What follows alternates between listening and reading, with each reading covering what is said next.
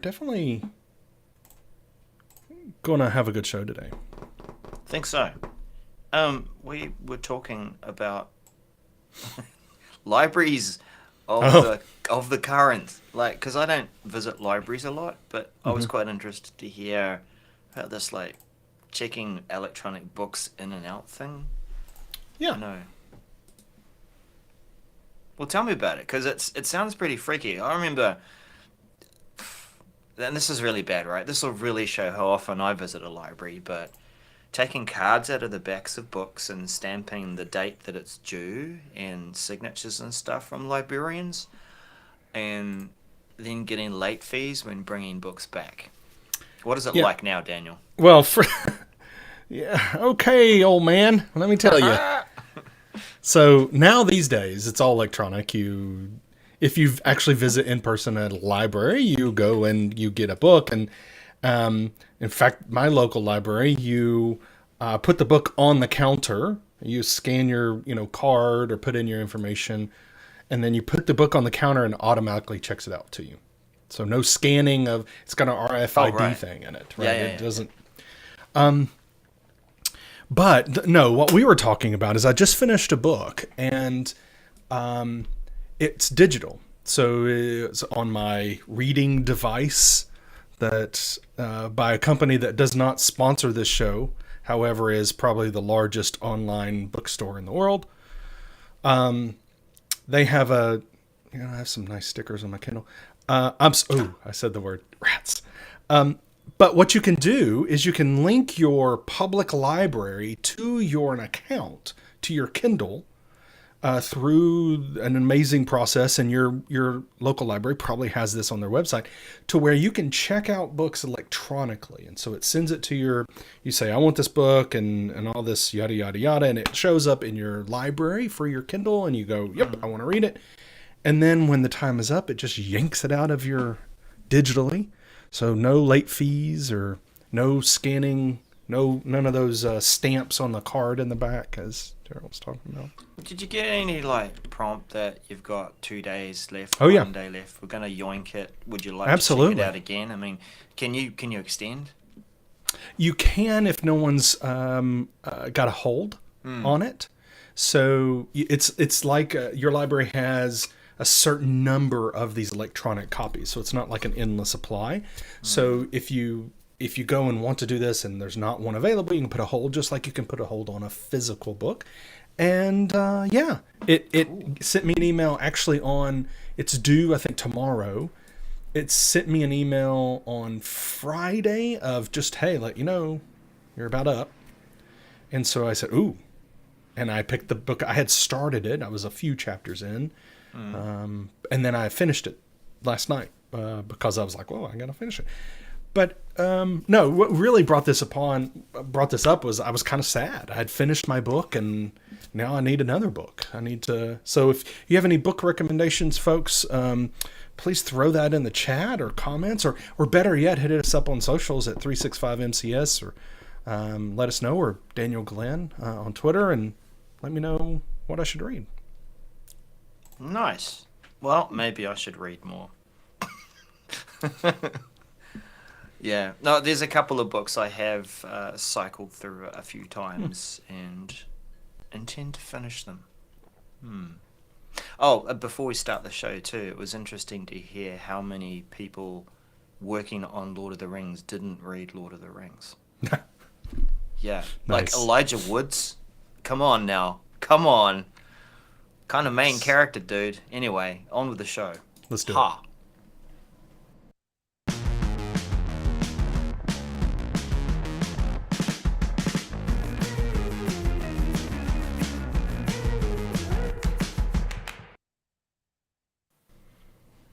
Hello, everyone, to this week's episode of the 365 Message Center Show. I am Daniel, and that over there is Not a librarian. not a librarian. That's Daryl over there. How are you, Huh. Daryl? I'm good, and thank you for bringing me up to speed and inspiring me to get into the library again. Good. Yes. Read them books. Read Read them them. books. Yeah. Learn those Um, letters. this is episode 254. Yeah. Hello, everyone. We've got some topics here for this week's episode that's kind of a little bit all over the place, which is nice. It gives us opportunity to talk about other products, talk about new stuff that you may not be aware of. That's happening. So, this is not we frequently have a episode that might be sponsored by Microsoft Teams, right? Or Feels like that. or Microsoft Viva. Now, we do have some topics in there about those two things, but we have others. So we have some Stream, we have some topics for, I guess, Viva topics, but also Outlook. I mean, we've got some good stuff. Office. Office, yeah.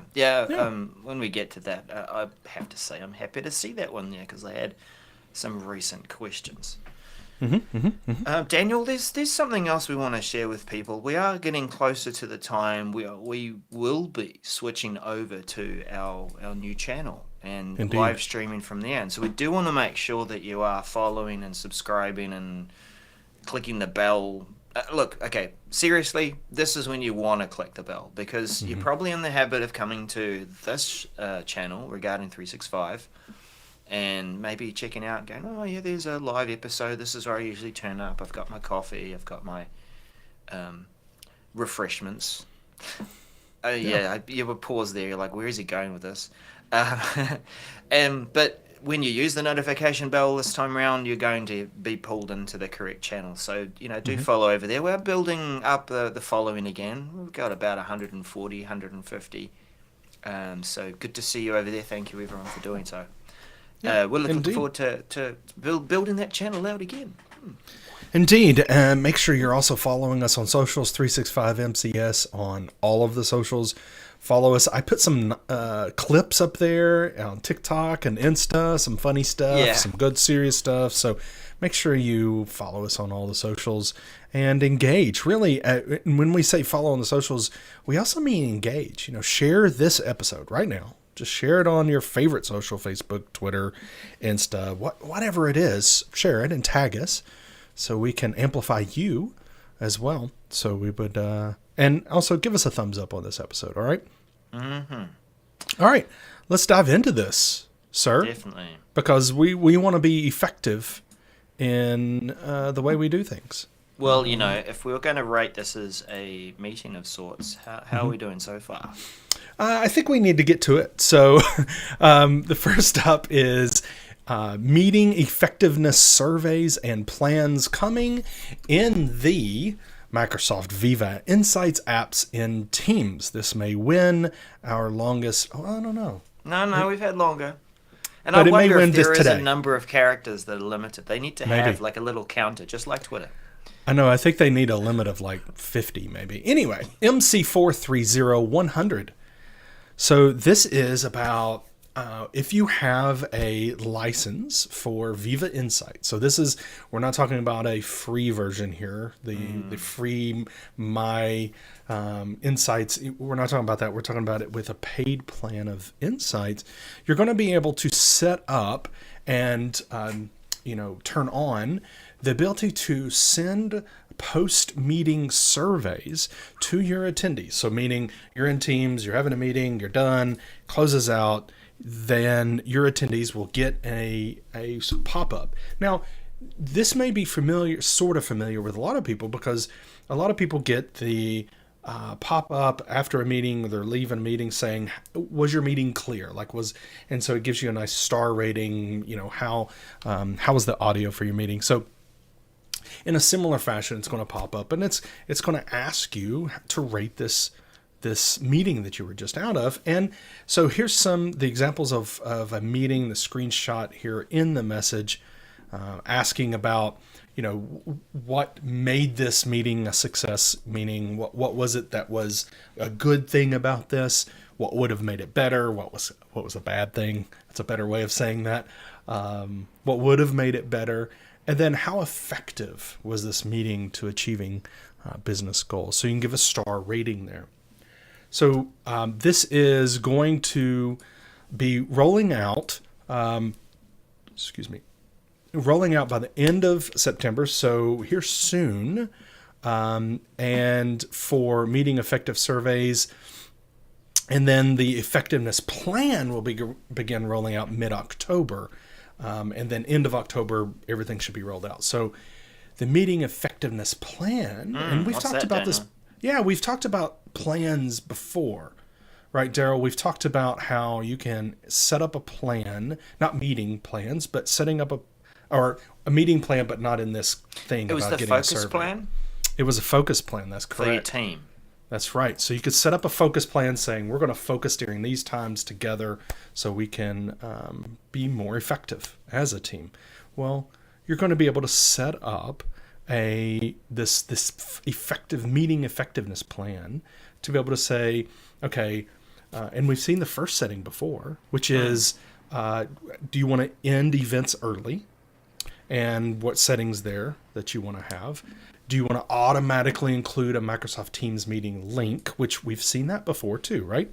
When we're creating meetings, we can set that to they're all Teams meetings. But this next one, get feedback from your meeting participants. That's where we're talking about this effectiveness plan. So then you go through setting up the plan as the screenshots show and the steps in this message. So you can have a team plan around this. You don't necessarily have to set up that plan, as I see it. You can set up and say, I want these meeting effectiveness surveys be sent out. It's kind of separate. You can have a plan, but we also have those surveys. So, just some tidbits here. Organizers, gaining insights, great. Maybe helping you understand how to make a better meeting, how things will run more effectively.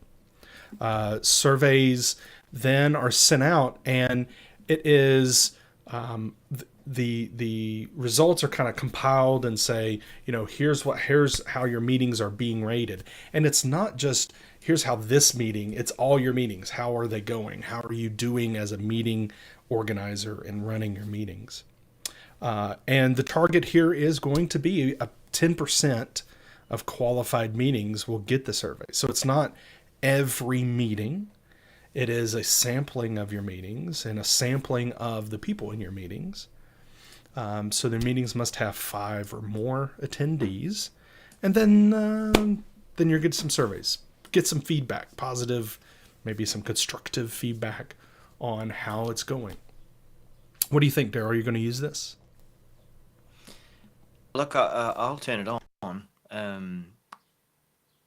I think some organizations are going to struggle a little if they're part of a team that they don't have 5 or more people.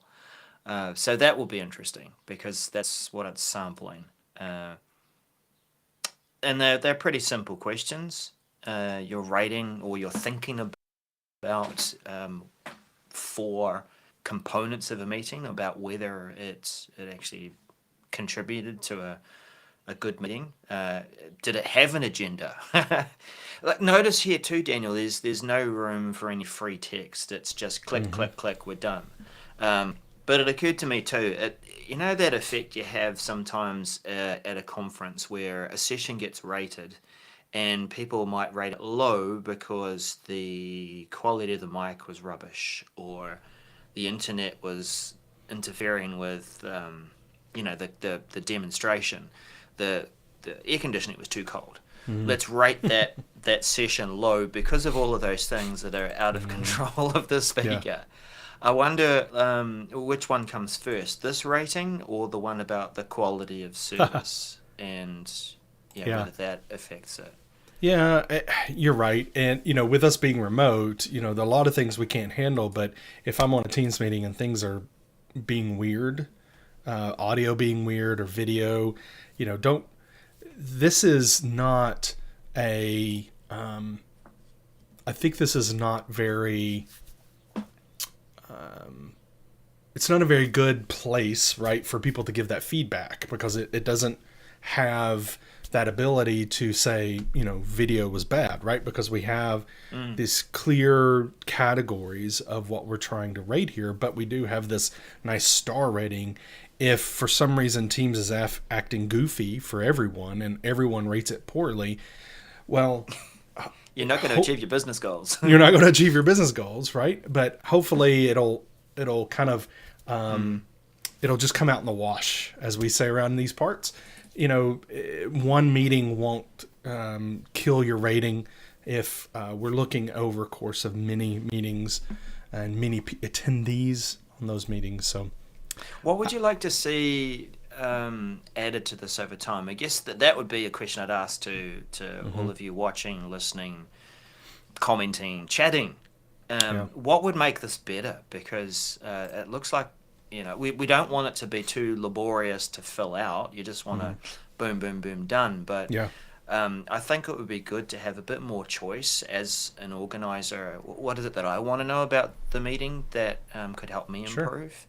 And then how can we get these figures together so that we can talk right, about improving the actual skill.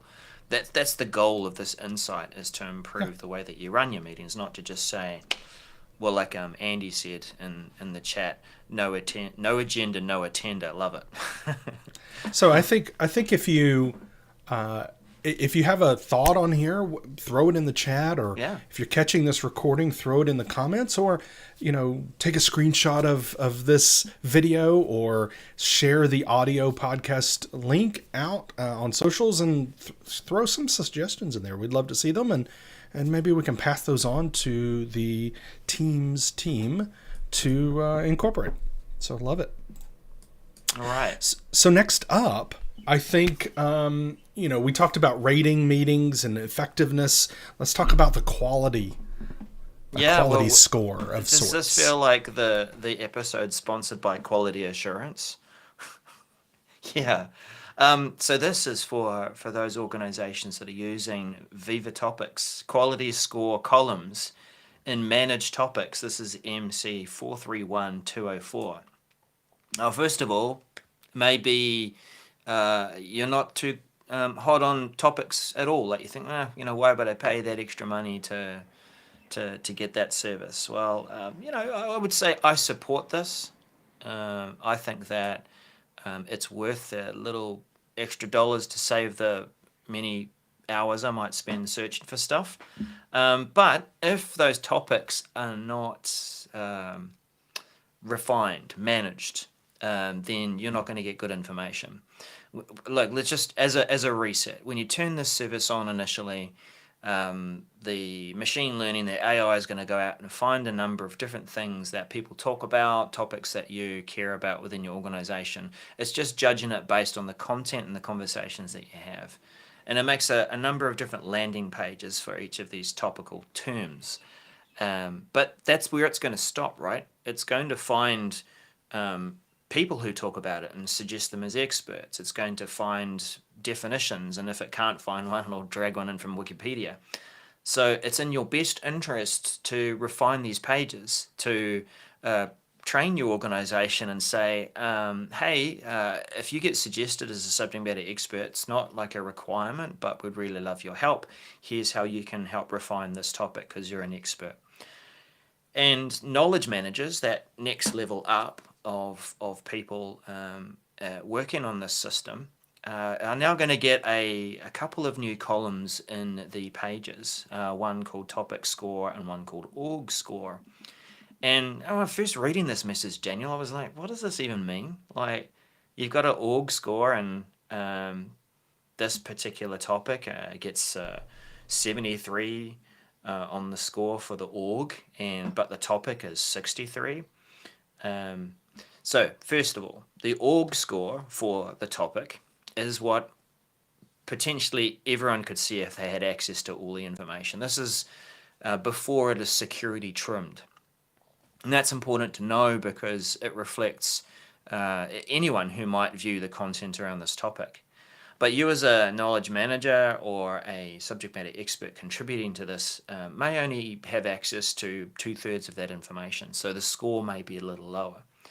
But this message isn't great. It doesn't really tell you a lot about the meaning of that and what does it mean when the numbers are high or low or they're both the same or whatever. And I was thinking about this before the show, Daniel, that let's just say that the topic scores are both low. and you have been suggested as a subject matter expert. Well, it makes sense then for you to contribute to try and raise that score, and do the best that you can with the access to the knowledge you have to contribute it to that topic. So that would be really a way of using these scores to determine where you put your time and where you should improve on that topic. So I think, yes, this does need a little more help, a little more explanation. We would like to see something down here like more information and piping off to a docs.microsoft.com page. But yeah, that's interesting to see. And if you do have topics in your organization and you might share with us also, what this experience is like. We've turned it on recently. We will see how this plays out. Indeed. Well, moving on to our next message. It's a major update, my friend. Look out, people. Look out. Major update. Major update to Stream mobile app. MC432474. We've talked about Stream a lot this year.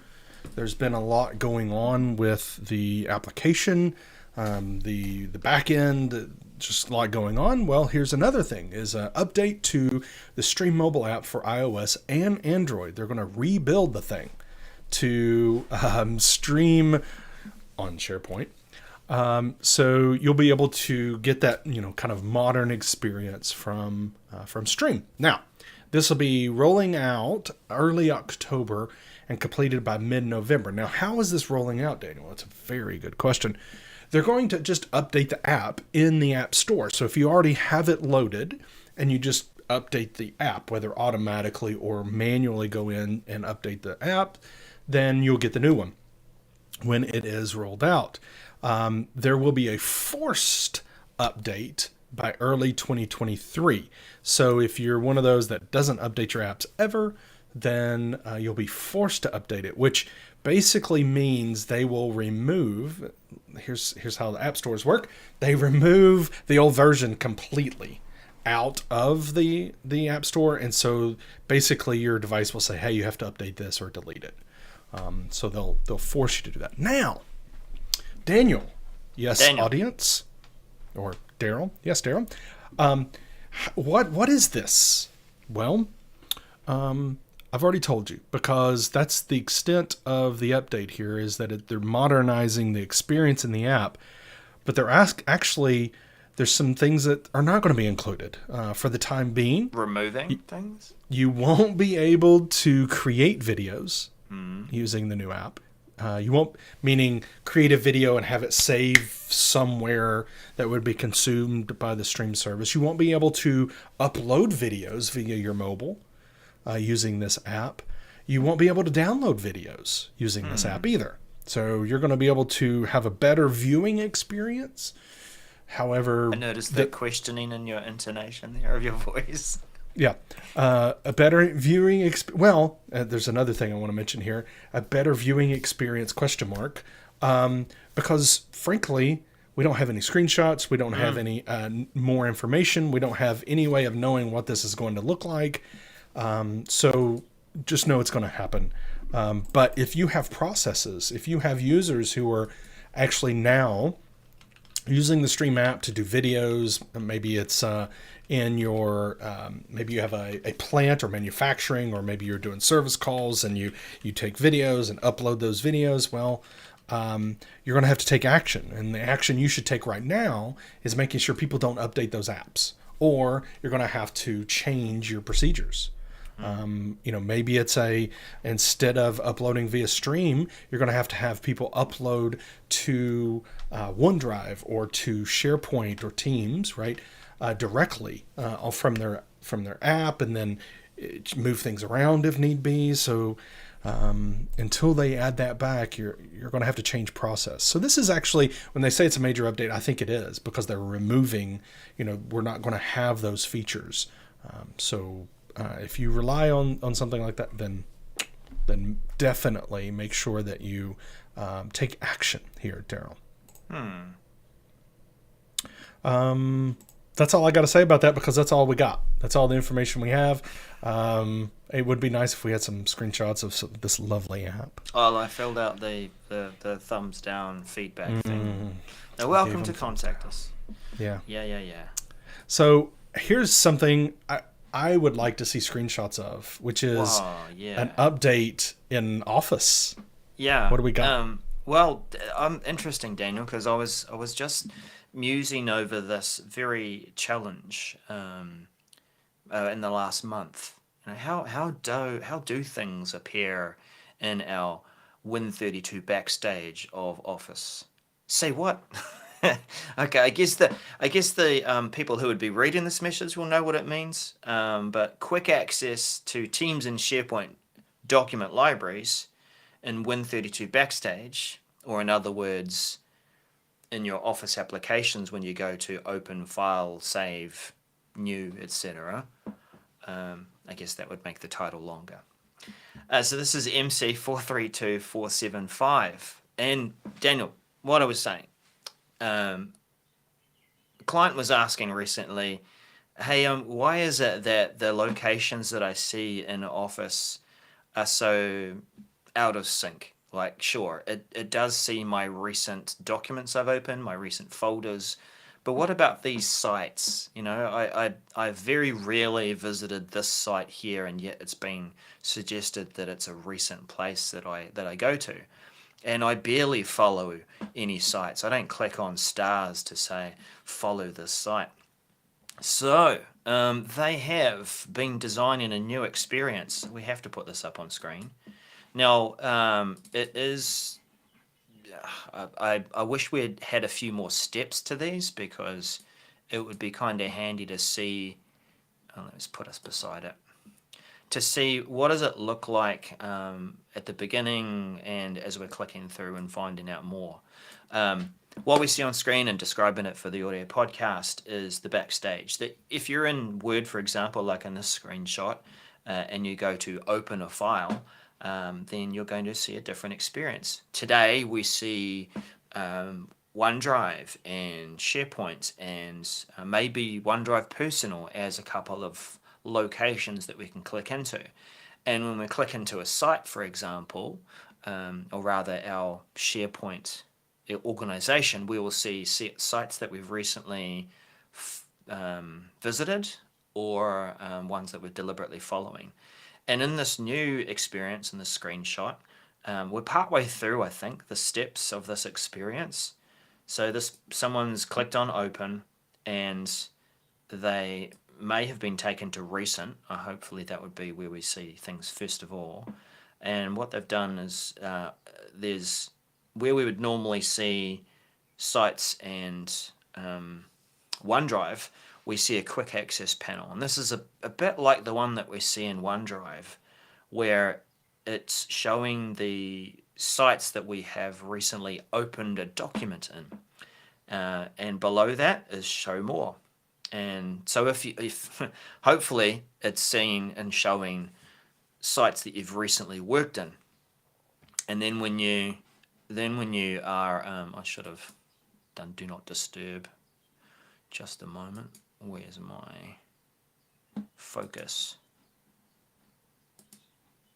Can't have work messages appearing in stream.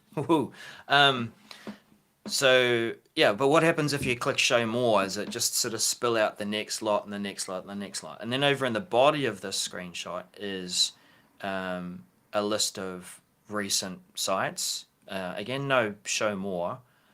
And your teams. And I think that's a key thing about this update, Daniel, is that it's actually been distinctly showing the sites that are associated with a Microsoft team. So you can quickly glance down and see that. Another side comment here, if anything, I'd say this is a good reason why you should actually change the icon for each of your teams or sites. Yes. Yeah, because Alphabet Soup is just... Office Group, Oblitus Group, Sparkly Castles. My goodness. Anyway, what do you think, Daniel? Is this going to be an improvement? Do we have enough information to understand what's going to be the experience here? I don't think we have all the information that we need. One thing that you mentioned, and I struggle with sometimes is when, the whole idea of what sites are my frequent and what are the recent. And so when I go, for those that are in SharePoint and you say, I want to move this document, the items that pop up, the sites that pop up to say where I'm moving it to. When I'm in OneDrive and I see my locations there, it just we're bringing. It seems like we're bringing that experience into Office, right? And so, will this be helpful if we can't curate this ourselves? And then, but being very clear as to how we curate it. Now, some people say, well, it's this, this, and this. Okay, great, but everyone else doesn't know this.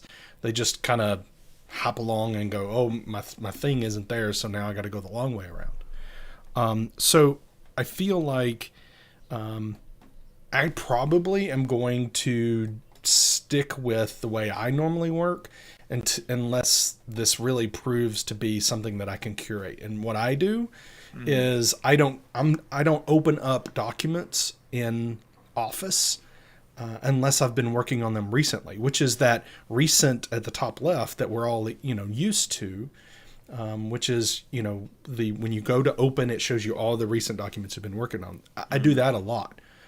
But if I haven't worked on something and I need to open something, I'm just going to go to the location, whether it's in Teams or OneDrive or SharePoint, and load it from there, and click Open Up in Office, the Office application. I would like to have this more useful. The only experience I have, like you mentioned, the only experience I have is those other ways, and it's not the greatest at. What if it's a site that I haven't used in a while? Okay, then this is probably not going to help me. Yeah, right? Yeah. So it really does depend on you going to the site and working on the document, and then if that's your habit, your behavior, then you're probably going to continue doing that. You're not necessarily going to go through and browse for the site for where those documents are. But right. There's room for improvement, room for feedback. Good to see there's work going on in this space, because that was a recent question I had for the product group, is how does it come up with these things? Is the graph not graphing? Anyway, we'll move on from that, but that is a targeted release, rolling out early October, standard release, early January, and expected to be complete late January. And prepare your people for this new experience. Tell them all about it. Daniel, there's a callback, and something almost, can I call it almost like a retraction, a correction? The correction column in newspapers or newspaper. What's that? You know what a newspaper is? Just kidding. Yeah. We don't usually dive back into updated messages, but because this one's near and dear to my heart, Microsoft Loop components, and Outlook Mail preview. This was back in April, so a ways back, and they did appear.